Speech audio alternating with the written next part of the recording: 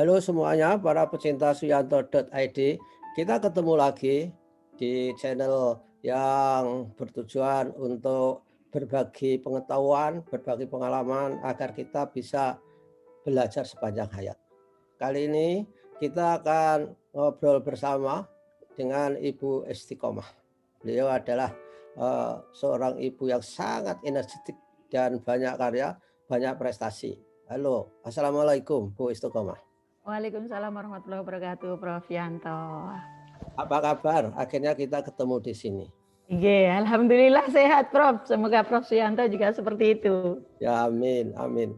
Karena kita harus menjaga kesehatan dengan baik karena COVID sudah berada di halaman kita masing-masing. Semua sahabat kita sudah banyak yang kena COVID sehingga kita harus menjaga protokol kesehatan yang lebih disiplin lagi.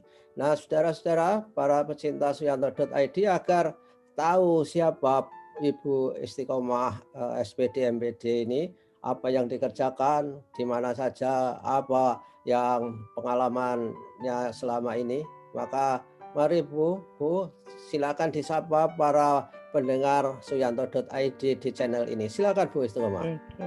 Assalamualaikum warahmatullahi wabarakatuh, para pecinta suyanto.co.id, Bapak Ibu yang saya hormati, perkenalkan saya Istiqomah.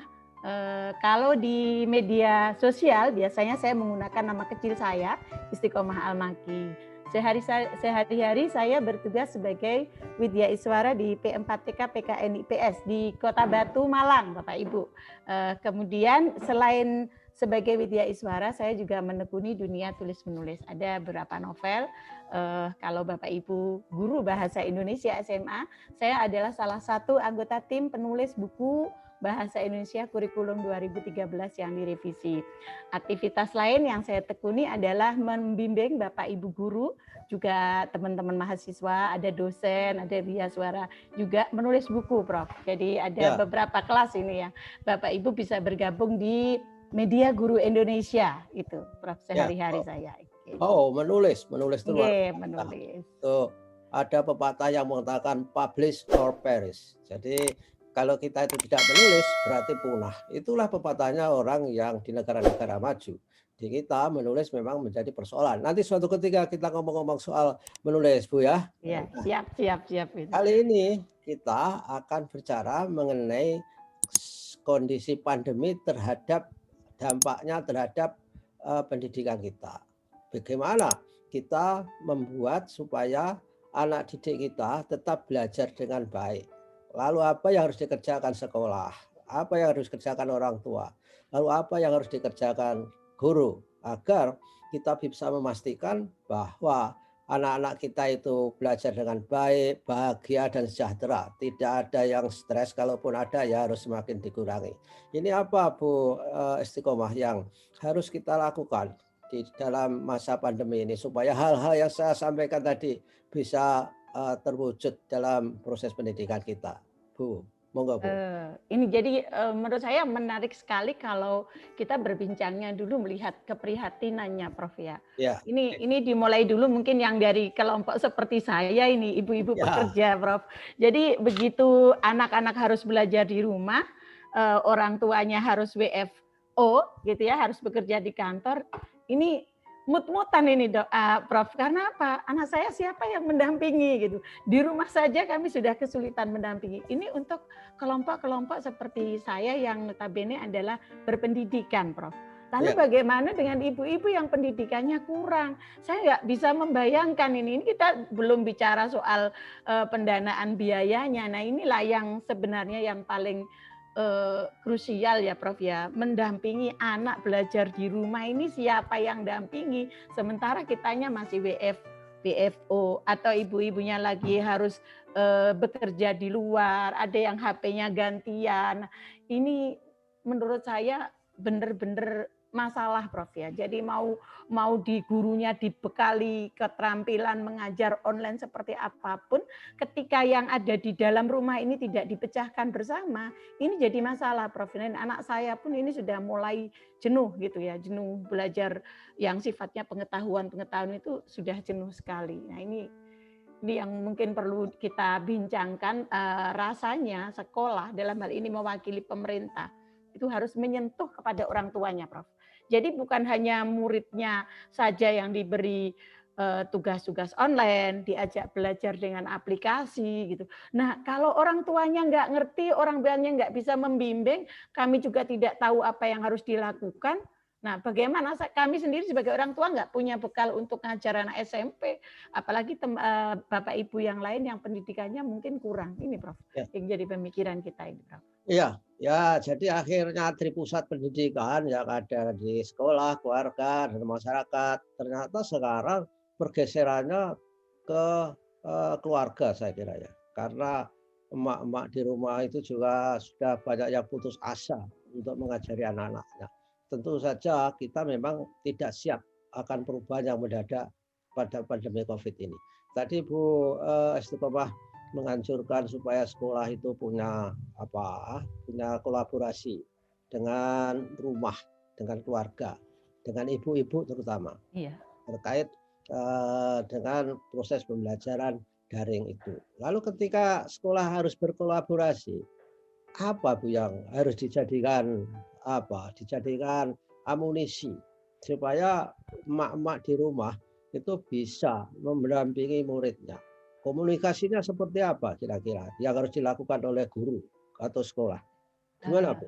Iya, mungkin di awal kalau yang paling memungkinkan ya dilakukan itu ada grup WhatsApp orang tua ya, Prof ya. Disitulah terjadi yang namanya komunikasi antara sekolah dengan orang tua, itu yang pertama memang, sehingga tahu aktivitas apa yang harus dilakukan oleh putra putrinya. Sesekali juga ada rapat wali murid gitu ya, dan di sini sekolah ini harus mampu menjelaskan peran orang tua, karena kalau kita lihat ini bukan guyonan ya, Prof ya. Memang kalau di video-video TikTok atau apa itu seolah-olah guyonan, orang tua yang puyeng mengerjakan PR. Faktanya lah ya emang begitu, Prof. Teman saya itu guru SD itu sampai cerita begini, kalau kirim tugas itu nilainya bagus-bagus. Begitu ulangan yang mereka harus buka videonya ini tampak mereka mengerjakan sendiri dengan waktu yang terbatas gitu, baru ketahuan bahwa nilai mereka itu jeblok jauh dari yang diinginkan. Nah, kesadaran bahwa orang tua itu mendampingi bukan mengerjakan itu perlu ditanamkan, karena yang dikejar itu bukan cuma nilai itu loh, maksud saya, Prof. Itu tampaknya memang juga ini ya, Prof ya, sulit sekali, itu yang pertama. Yang kedua, karena memang motivasi anak itu untuk belajar itu semakin hari semakin menurun ya, jenuh gitu. Nah, di sini sekolah itu harus apa ya, Prof ya, menurut saya itu punya mimpi gitu loh. Setelah melihat anak saya mulai jenuh itu, harus ada kurikulum yang mendengarkan apa yang diinginkan anak gitu. Jadi semacam ini ya, Prof ya. Tapi saya tidak bermaksud menyalahkan sekolah ya, karena memang belum ada ininya, payungnya. Seperti anak saya ini kan hobinya utek-utek musik di laptop, gitu, bikin lagu. Nah, ketika dia sudah kelas 9 ini misalnya ya, Prof ya, dia kelas 9 sekolah dituntut untuk persiapan juga untuk kelulusan dia. Nah, hal yang seperti ini kan tahun pertama nih di masa pandemi untuk persiapan anak-anak yang mau lulus kelas 6, kelas 9, kelas 12. Itu pastilah ada kegiatan-kegiatan materi yang terpaksa di-skip untuk persiapan ujian. Nah, harusnya bukan harusnya ya, idealnya itu ada pembelajaran yang tetap memberikan kesempatan kepada anak itu untuk bermain, bagaimana caranya. Ini yang saya juga kepikiran juga gitu loh. Seperti apa ya seharusnya itu. Kalau saya itu berangan-angannya itu misalnya bisa mengambil pengalaman dari apa yang saya lakukan dengan teman-teman di Media Guru Indonesia, Prof. Itu ada beberapa sekolah itu yang meminta kami latih untuk siswa-siswanya menulis yang namanya Sasi Sabu, 1 siswa 1 buku.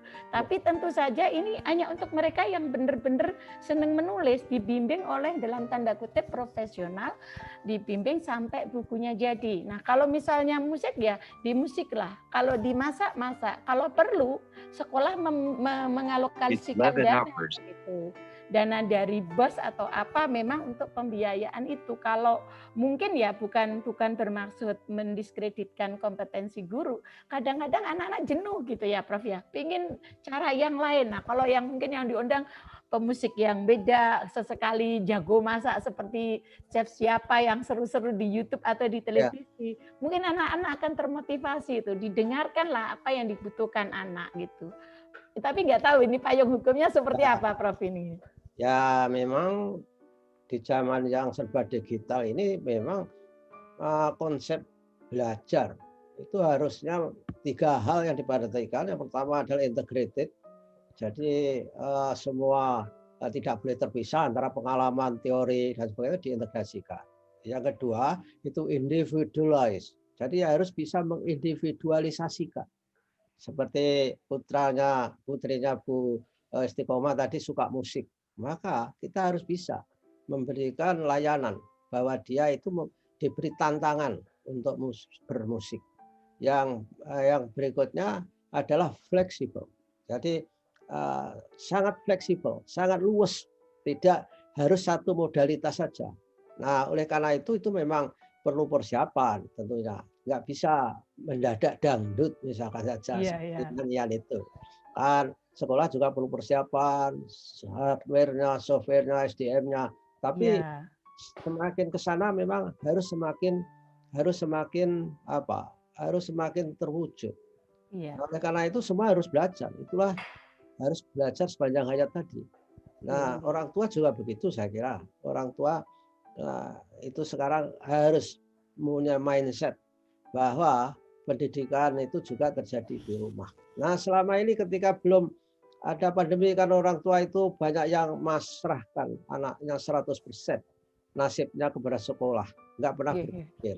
Jadi bahkan paling berpikirnya menyiapkan makanan, makan pagi, ngantar itu saja. Tapi dari sisi tanggung jawabnya, karena kalau di kita itu anak-anak belum punya self-regulated student, belum self-motivated, tidak punya motivasi yang otonom.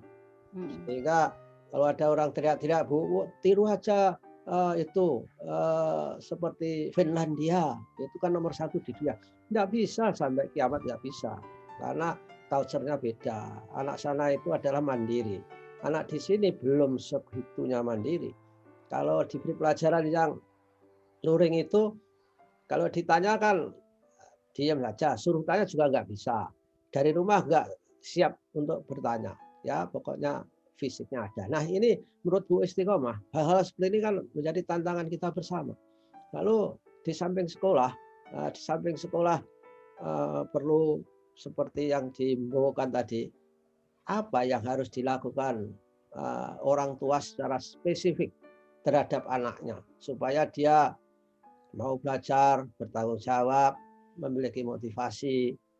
Kan di YouTube Bu Istiqomah melihat nggak orang tua yang putus asa untuk melatih ketuhanan yang Maha Esa, suruh bicara Pancasila, ketuhanan yang Maha Esa. Anaknya selalu aja Pancasila, 1, kehutanan, ketuhanan, sampai teriak-teriak sampai seperti putus asa.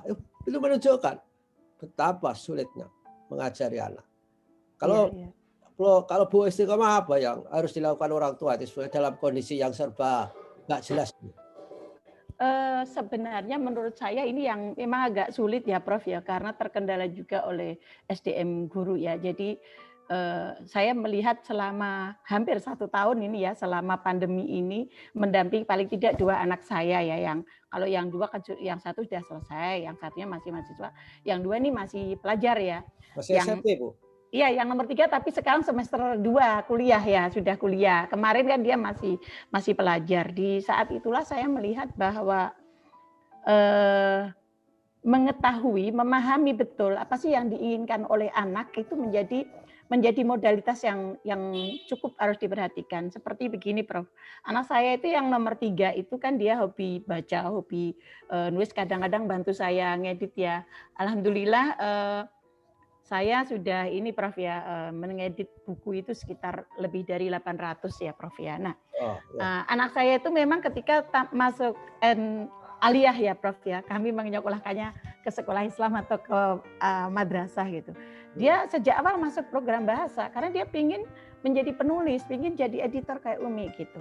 Nah, ketika di awal-awal itu tampaknya itu jauh gitu antara impian dia dengan yang dia peroleh di program bahasa karena saya tidak ikut mendampingi Prof. Begitu terjadi pandemi, disitulah saya mulai banyak di rumah, banyak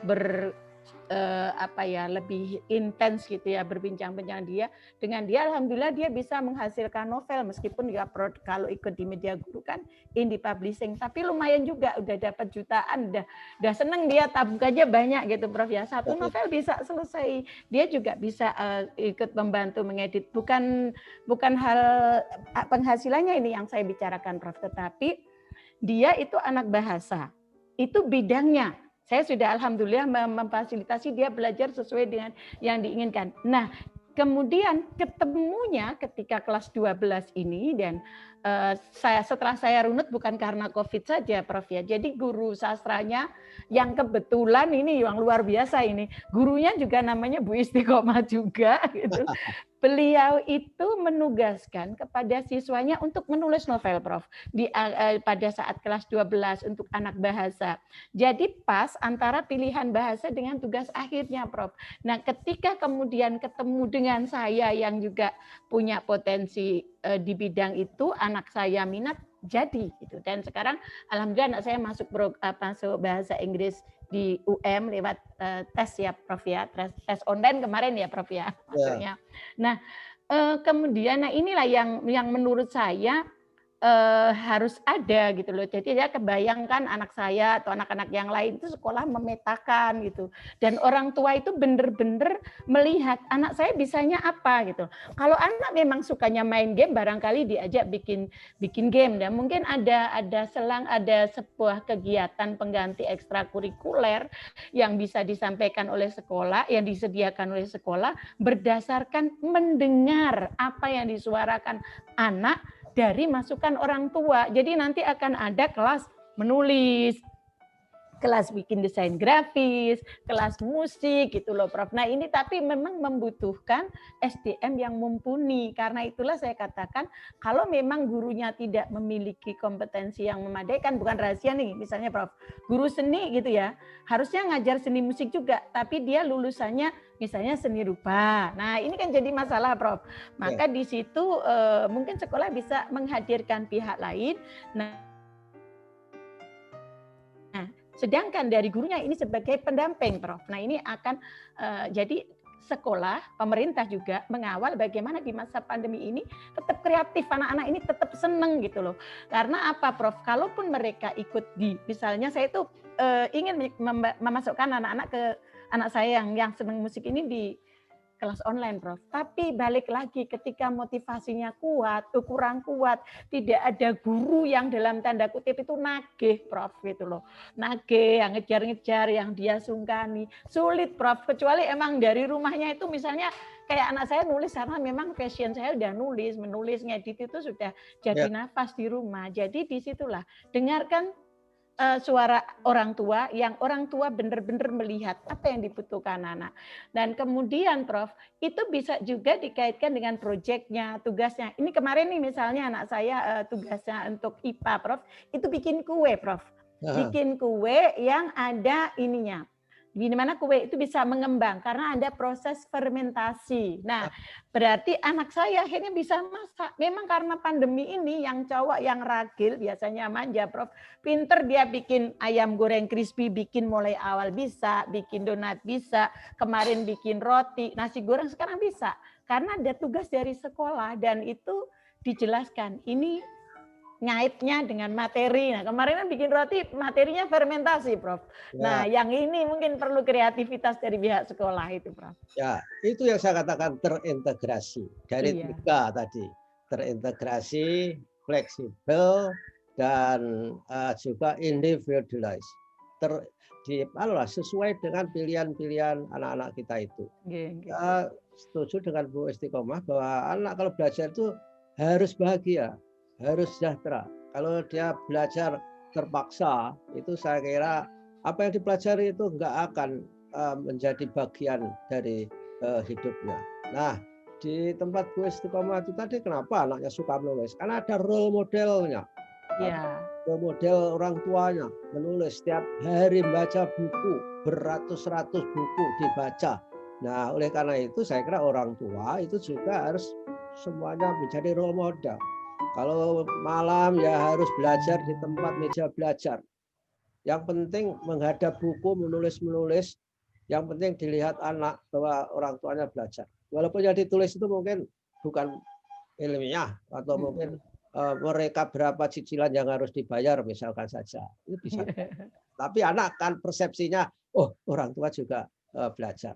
Nah, dikasih tip dong Bu untuk orang tua supaya suara orang tua nanti diperhatikan oleh sekolah sampai bisa menemukan apa sebetulnya kemauan anak, motivasi anak, kemudian cita-cita anak itu bagaimana itu harus diinterogasi seperti polisi itu atau ya diikuti saja sambil makan, sambil masak, sambil apa dikasih tahu. Gimana metodenya Bu Istiqomah itu ya?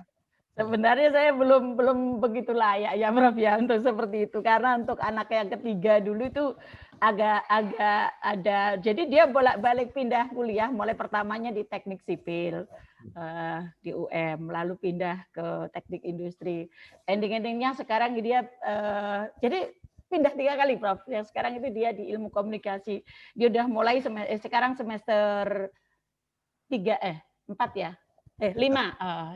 Jadi dia sudah mulai mendirikan studio, bikin video, bikin konten-konten. Karena memang dunianya seperti itu, Prof. Jadi awalnya saya pun salah. Saya merasa bahwa saya dulu punya pemikiran bahwa pendidikan itu adalah memang hak anak gitu ya. Tapi kewajiban orang tua untuk mengarahkan gitu. Nah, pada saat itu dia sebenarnya udah suka musik, suka bikin-bikin konten seperti itu, Prof. Tapi memang apa ya Prof ya, pikiran saya itu masih jadi masuk dunia teknik itu keren gitu ya, kemudian bermasa depan cerah. Tetapi ternyata itu membunuh anak saya gitu. Jadi ada penyesalan yang sebenarnya ada di dalam diri saya gitu karena kurang bisa melihat gitu.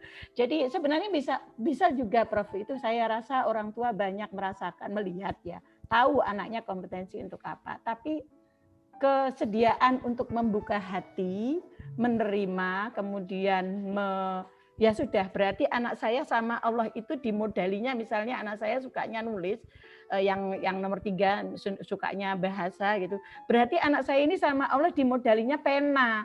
Ya sudah, saya carikan lahan supaya dia bisa belajar dan bisa mengasah penanya.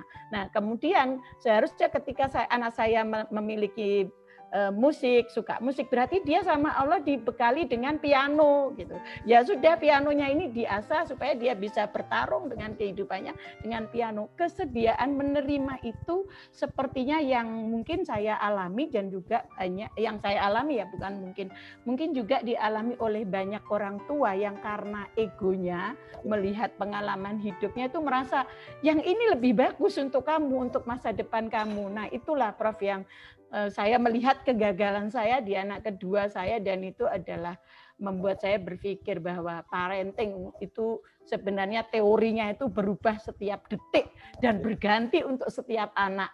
Teori parenting tidak berlaku untuk semua anak gitu karena untuk satu anak pasti berbeda. Apalagi di sekolah ini lebih rumit lagi gitu Prof. Ya, itulah dalam konsep Ki Hajar orang tua menurut Bu Istiqomah tadi adalah harus tutmuri handayani. Jadi mengikuti, dilihat, didorong, dan difasilitasi. Tadi kan rata-rata orang tua itu merasa bahwa karena sudah makan garam banyak, pengalamannya banyak, seolah memberi resep kepada anak bahwa resep inilah yang baik untuk kamu. Tapi itu belum tentu, karena resep orang tua itu dibangun atas dasar pengalaman jadul zaman dulu. Ketika itu, padahal saat ini murid itu akan hidup untuk masa depan, bukan dibekali oleh resep-resep masa lalu. Jadi, saudara-saudara, para ibu-ibu di rumah, ini lihatlah pengalaman Bu Istiqomah yang sangat berharga, di mana ada penyesalan terhadap bagaimana putranya yang tidak diikuti secara secara fleksibel tadi. Jadi tadinya kan ada sedikit mengarahkan, seolah-olah kalau diarahkan ini kamu besok hebat gitu. Tapi nyatanya itu adalah tidak sesuai. Ini sama dengan peribahasa dalam bahasa Inggris mengatakan gini, Bu Istiqomah, you can lead a horse to the water, but you can have it drink. Jadi kita itu semua kita bisa menuntun kuda ke sungai, tapi dipastikan belum tentu bisa menyuruhnya minum kalau dia tidak ingin minum. Sama saya kira mendidik anak-anak kita di rumah itu. Jadi orang tua memang sudah tidak zamannya lagi untuk dipaksa. Saya dulu tidak dipaksa, Bu. Bukan karena orang tua saya nggak bisa memaksa. Kebetulan orang tua saya buta huruf, jadi nggak punya pilihan untuk memaksa. Yang penting message-nya orang tua adalah kamu jangan sampai buta huruf seperti saya, harus sekolah yang baik gitu. Jadi ada untungnya juga punya orang tua yang buta huruf. Jadi sudahlah pokoknya yang general saja. Nah, oleh karenanya saya kira ini kan Bu Istiqomah sudah punya pengalaman bahwa ketika mengarahkan belum tentu arahnya itu diikuti oleh siswa. Nah, lalu yang ketika mengarahkan dengan mudah itu apa, Bu? Kuncinya supaya anak oh ya gitu dan menuruti. Tapi yang penting adalah memfasilitasi itu saya kira ya. Apa ya yang dominan? Yang dominan itu keteladanan, Prof. Oke. Keteladanan ini menurut saya satu hal yang sangat penting. Jadi omong kosong kalau misalnya kita nyuruh anak berbuat sesuatu tetapi kemudian kita tidak memberikan contoh. Satu hal yang juga saya syukuri nih dari pandemi nih ya Prof ya. Jadi menjadi satu kata kunci adalah keteladanan dan ada dipaksa Prof. Ada unsur pemaksaan. Jadi sebelum COVID itu memang anak-anak sejak kecil itu mereka ada pembantu Prof. Jadi semuanya pembantu. Mereka tidak terbiasa memasak, tidak terbiasa mencuci, menyetrika apalagi Prof. Nah, kemudian ketika terjadi COVID, kami memutuskan untuk memutus rantai berhubungan dengan orang luar karena pembantu waktu itu pulang pergi Prof. Kami nggak bisa kontrol. Nah, apa yang terjadi Prof? Dari awal-awal sih saya karena sibuk, karena tidak terbiasa selalu masak Prof. Masih tetap beli online gitu, pesen gitu. Tapi saya pikir ini nggak produktif nih. Saya mulailah dari cuci piring, mereka nggak mau habis makan nggak cuci piring, nggak sudah nggak saya nggak mau cuci gitu. Pokoknya saya selesai makan, sama suami sama-sama nyuci piring. Kemudian saya mulailah saya masak. Kadang saya nggak sempat, saya nggak masak. Kemudian Umi kok belum masak. Nah kalau kamu mau makan, bangun pagi bantu Umi masak. Nih sekarang dari awal bumbu-bumbu misalnya nasi goreng nih Prof. Saya bikinkan instan, saya simpan di kulkas gitu ya. Kemudian mereka akan memasak seperti itu. Nah satu kali saya nggak sempat. Mereka tanya, Umi gimana bumbunya? Karena mereka ngikut dan ada keterpaksaan Prof. Saya paksa mereka, stop belanja online, masakan online. Karena kondisinya seperti ini. Kita masak sendiri supaya sehat. Nah jadi alhamdulillah luar biasa Prof. Saya sekarang itu jadi ibu yang bahagia karena semua anak-anak saya bisa masak. Kalaupun saya sempat masak, ada bahan mereka bisa bergerak sendiri. Ya. Jadi dari masak aja itu sudah jadi kebahagiaan yang luar biasa. Kemarin itu anak saya yang ragil bikin roti sendiri Prof. Saya sedang ngajar kelas menulis ubah KTI jadi buku. Anak saya yang nomor 3 dampingi adiknya praktik bikin kue sampai selesai Prof. Dan saya sama sekali tidak menyentuh. Cuma pas mateng aja saya nyentuh ikut makan, Prof. Ini luar biasa. Ada keteladanan dan pemaksaan itu memang harus ada. Jadi paksa dulu, kemudian jadi kebiasaan, dan ketika mereka itu menyadari awalnya kebutuhan, mereka jadi kewajiban. Kalau mereka, karena anak-anak tidur di lantai 2, Prof, semuanya. Yang di lantai bawah saya sama suami.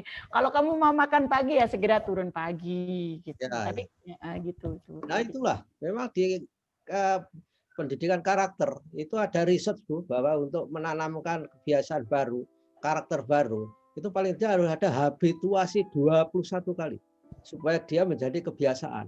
Tapi beruntung itu anak-anak Bu Istiqomah belum ada 21 kali, mungkin baru 3 kali sudah bisa melakukan habit yang baru, kebiasaan yang baru. Ya itu karena yang diminta untuk dijadikan kebiasaan baru adalah sederhana, yaitu persoalan masak.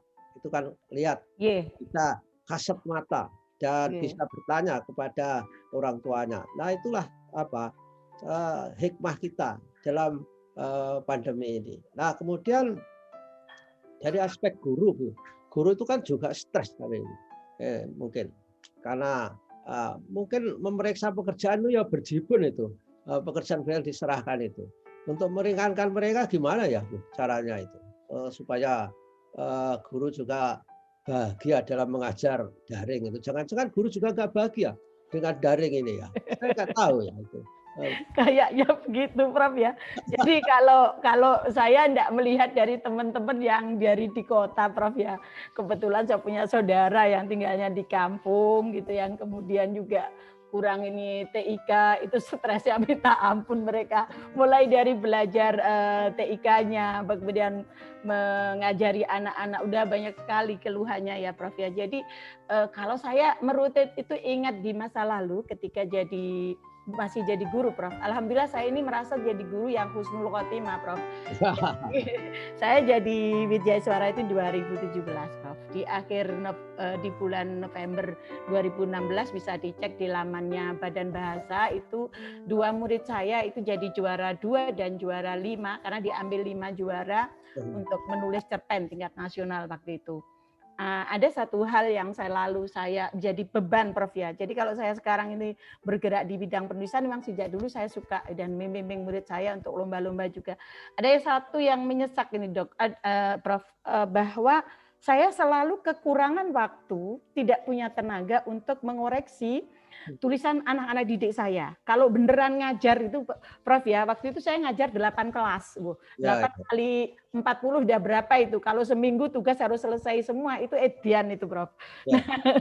Nah itu tidak efektif dan tidak objektif juga sebenarnya saya menilai, kadang hanya sekilas, tidak bisa memberikan masukan. Nah, pada saat itu saya kemudian membuat grup, saya kira kalau pakai LMS juga bisa dilakukan, Prof, itu yang namanya saling mengoreksi. Jadi kalau misalnya tulisan bahwa satu anak harus melihat misalnya 5 pekerjaan temannya, memberikan komentar minimal 5 pekerjaan temannya. Nah, itu akan sangat membantu, Prof. Jadi kalau memang saya bisa melihat sekilas, oh ini sudah, saya bisa melihat runutannya, di mana anak-anak itu salah mengerjakan, salah konsep, disitulah saya akan masuk, Prof. Sedangkan yang sudah betul, saya tinggal jempol, oke, keren gitu. Nah, kalau hal ini juga dilakukan oleh para guru juga akan meringankan, karena kita ingat bahwa koreksi ini tidak semata-mata untuk diambil nilainya dimasukkan di rapot, tapi untuk umpan balik guru ya. Jadi lihat ini guru, penguasaan murid saya sampai di mana.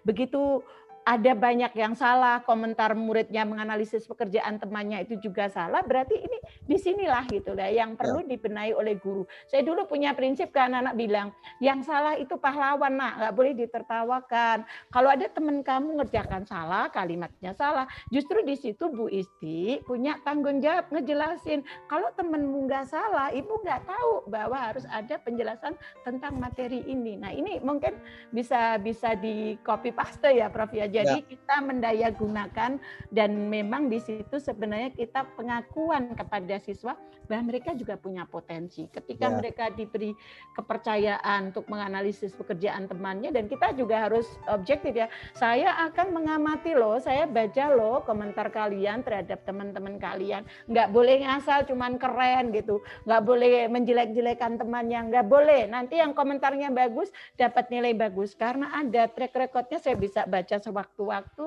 Waktu itu saya bisanya cuma pakai Facebook, Prof, di grup tertutup gitu ya. Kalau mengembangkan LMS itu kan sulit banget, Prof. Tapi saya melihat itu memang fungsional, efektif gitu, membantu saya banget untuk menyampaikan materi yang mungkin lewat, atau saya bisa mendeteksi kemampuan anak per anak gitu loh, Prof. Itu mungkin bisa ya. Jadi itu kemudian guru juga jangan berhenti untuk belajar. Sekarang banyak sekali pelatihan-pelatihan yang disediakan baik oleh Kemendikbud maupun yang seperti media guru yang berbayar.